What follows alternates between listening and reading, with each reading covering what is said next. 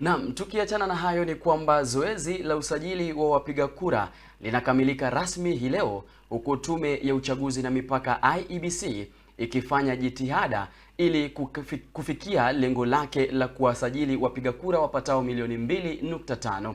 Tume hiyo pia inasema kuwa hadi kufikia sasa Wakenya wapatao milioni 1.8 wameshajisajili, huku kaunti za Nairobi na Kiambu zikiongoza kwa idadi ya juu ya wapiga kura wapya. Kaunti za Lamu, Isiolo na Mandera zimeandikisha idadi ndogo zaidi ya waliojisajili. IEBC pia imesema kuwa Wakenya waliohitimu bado wataweza kujisajili hata baada ya makataa ya kusajiliwa katika vituo vya huduma, afisi za IEBC maeneo bunge na pia katika makao makuu ya tume hiyo kwenye jengo la Anniversary hapa jijini Nairobi.